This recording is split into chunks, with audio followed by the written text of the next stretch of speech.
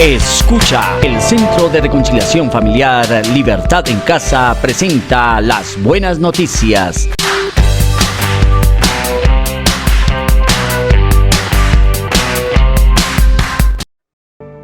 El reino de los cielos no es una construcción basada en religión, ley o doctrina, sino una vida entregada al servicio, la fe y el amor. Bienvenidos a las buenas noticias. Lo que hemos venido estudiando en el último mes es construir una forma de pensamiento integral que nos ha permitido entender la ley y la gracia, el amor legal del reino de los cielos, la revisión de la religión organizada con una mirada crítica a la institucionalidad, y hemos encontrado que todo pensador y todo pensamiento es una corriente que puede desviarnos del propósito del reino. Este análisis nos deja claro que nadie, mejor dicho, ningún ser humano sobre la tierra tiene la sabiduría y la autoridad para establecer el reino en el corazón humano y para enseñar sus leyes y principios, pero sí para crear un caldo de cultivo necesario para generar la fe y el conocimiento que acerca a los que creen para que escuchen y entiendan, y entonces sean transformados, pero no por sabiduría humana, sino por el Espíritu Santo, que es el único y verdadero Maestro. Así que, ¿dónde deja eso al filósofo y a los estudiosos y a los especialistas en debates de este mundo? Escribió el apóstol Pablo. Dios ha hecho que la sabiduría de este mundo parezca una ridiculez, ya que Dios, en su sabiduría, se aseguró que el mundo nunca lo conociera por medio de la sabiduría humana. Él usó la locura de nuestra predicación para salvar a los que creen. Es locura, ridícula para los judíos religiosos, que piden señales del cielo. Y es locura para los no judíos, o sea, los no religiosos, que buscan la sabiduría humana. Entonces, cuando predicamos que Cristo fue crucificado, los judíos se ofenden y los gentiles se burlan. Dicen que son puras tonterías. 1 Corintios 1, 20 al 23. Es que el magisterio del reino no es por las personas que enseñan, sino por el Espíritu que los usa.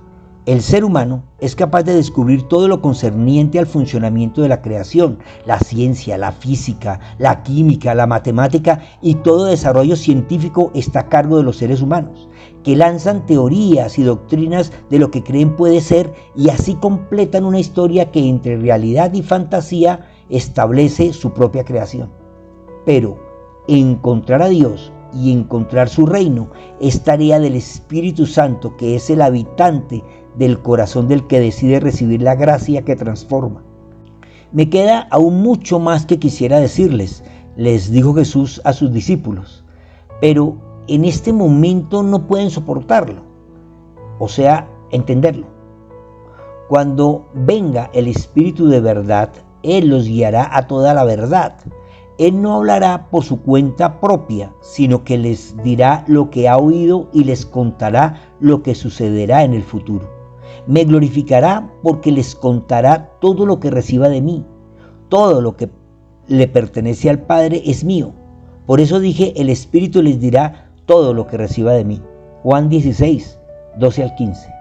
Por eso ayer les dije que el Señor cambió su cuerpo terrenal por el cuerpo espiritual, que es la iglesia, para que ella ejerza el magisterio y cumpla la comisión de predicar a toda criatura. Pero no es por el predicador, ni lo que él piensa, ni la corriente filosófica que sigue.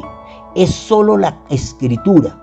Todo el consejo de Dios está escrito en los libros que conforman la Biblia. Pero la autoridad de la enseñanza es el Espíritu de verdad, que nos dirá la verdad del Padre en el Hijo, y la revelará en nuestro corazón, no por lo que nos enseñen, sino por lo que Dios nos deje ver. El término magisterio suele usarse para referirse a la autoridad doctrinal en la iglesia, pero en el reino, el verdadero magisterio es el Espíritu Santo enseñando, guiando y distribuyendo funciones según su voluntad, no según estructuras humanas. No es la autoridad humana del que dirige, sino el don del Espíritu que trabaja. Lo que Pablo está diciendo es que para los religiosos y los no religiosos que son llamados por Dios para habitar en su reino y disfrutar de su bendición, la locura que predicamos no les parece locura, sino que los inquieta y los llena de hambre de aprender, y esa hambre es saciada por el Señor, que es poderoso y sabio. No somos los que predicamos, los que transformamos el corazón de las personas. Nosotros solo somos trompetas que anuncian el Rey y su gracia. Pero el Espíritu Santo es quien en realidad llena el corazón del que escucha. Él es la obra de Cristo en mí y a través de mí en otros. Pablo escribió: hay distintas clases de dones espirituales, pero el mismo Espíritu es la fuente de todos ellos. Hay distintas formas de servir, pero todos servimos al mismo Señor. Dios trabaja de maneras diferentes, pero es el mismo Dios quien hace la obra en todos nosotros. 1 Corintios 12, 4 al 6.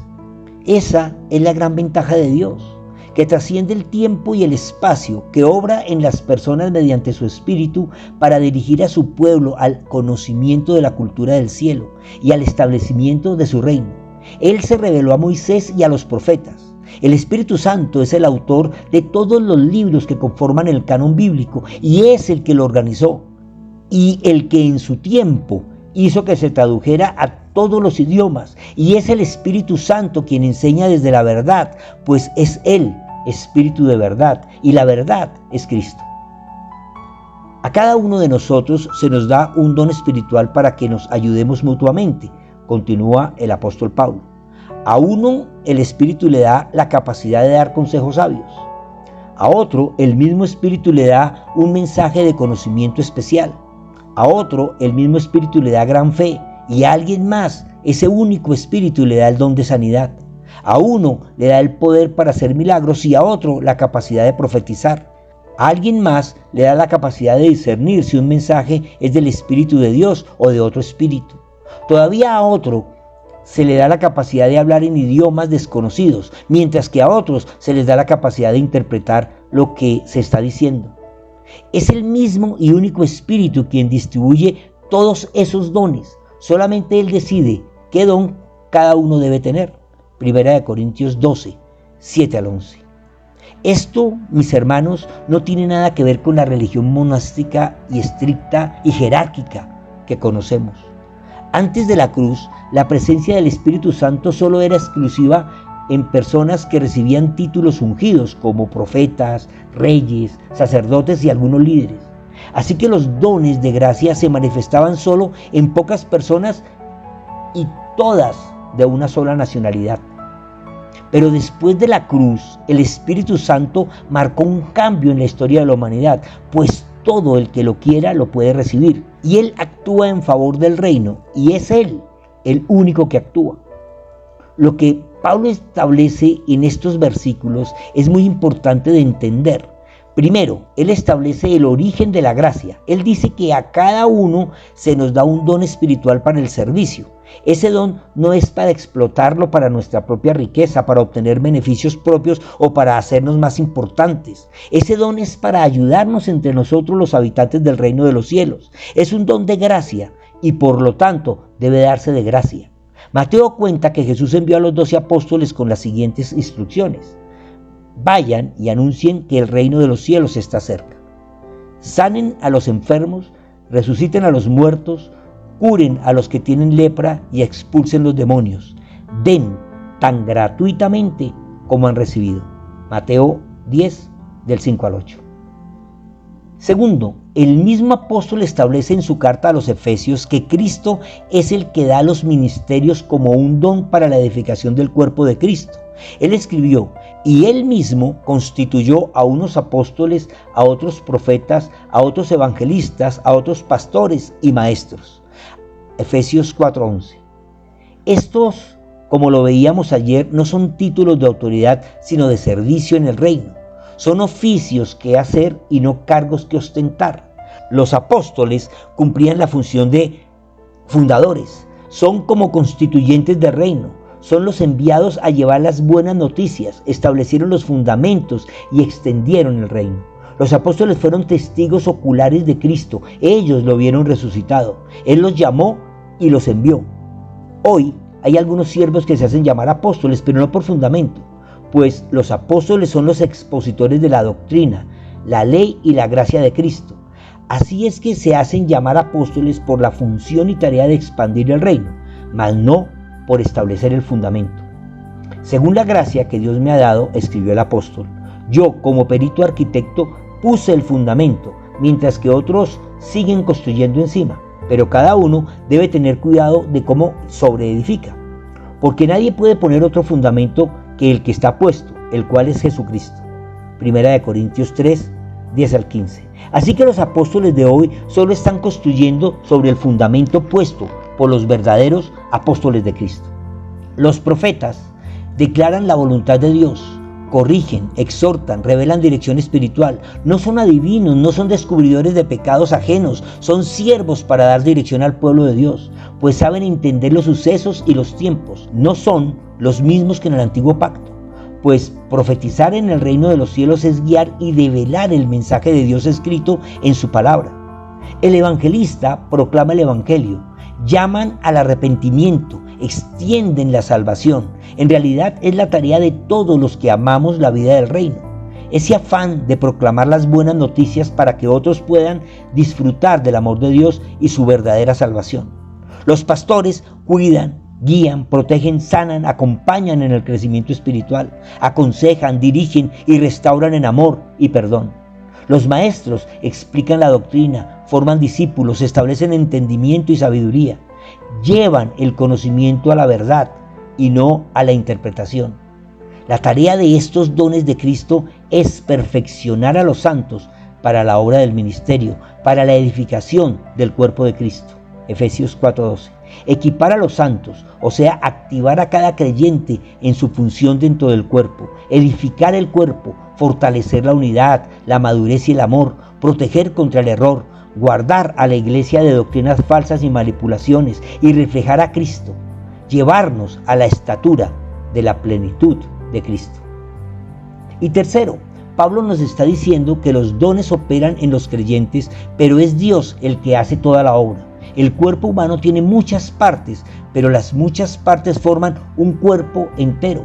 Lo mismo sucede con el cuerpo de Cristo, 1 Corintios 12:2. Es que esa es la diferencia entre el reino de los cielos y la iglesia en el mundo. Pues en el mundo hay jerarquías, clases y diferencias, y muchos señores a quienes obedecer. Pero en el reino de los cielos todos hacemos un solo Señor. Así es. El cuerpo consta de muchas partes diferentes, continuó el apóstol Pablo, no de una sola parte. Si el pie dijera, no formo parte del cuerpo porque no soy mano, no por eso dejaría ser parte del cuerpo.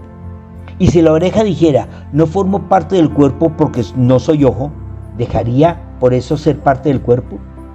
Si todo el cuerpo fuera ojo, ¿cómo podríamos oír? O si todo el cuerpo fuera oreja, ¿cómo podríamos oler?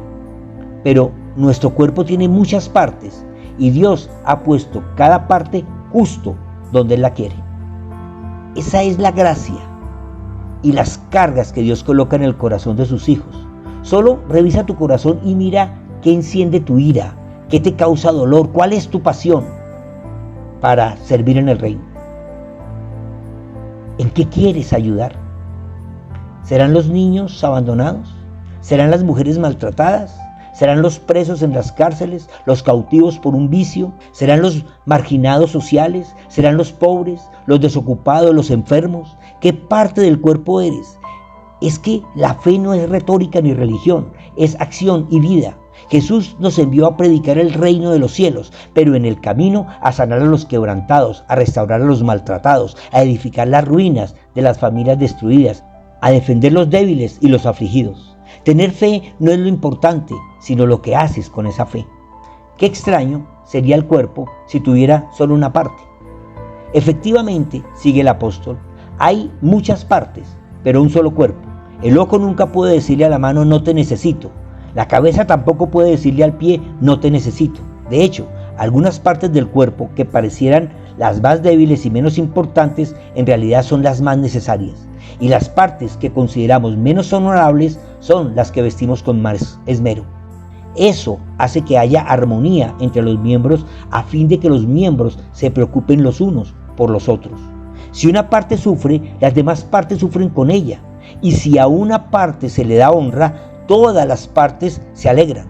Todos ustedes en conjunto son el cuerpo de Cristo y cada uno de ustedes es parte de ese cuerpo. 1 Corintios 12, 14 al 27.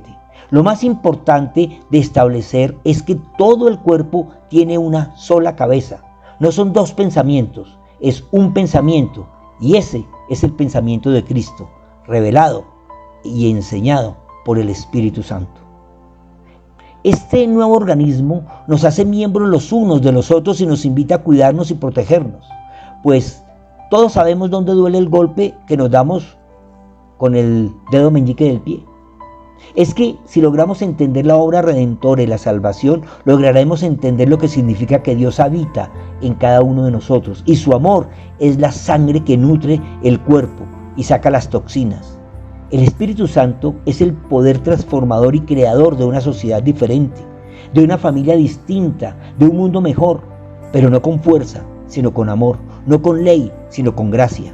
El Espíritu enseña, guía, corrige y revela la voluntad de Dios y cambia la ley de la religión por la ley del amor y la vida. Es que el reino de los cielos no se edifica sobre estructuras religiosas, sino sobre la vida del Espíritu, la gracia de Cristo y la verdad revelada. Maranata, comparte. Alguien que conoces necesita escuchar. Las Buenas Noticias son una producción de la Fundación Centro de Reconciliación Familiar Libertad en Casa. Síguenos en Facebook, YouTube e Instagram. Libertad en Casa, conquistando la tierra con la cultura del cielo.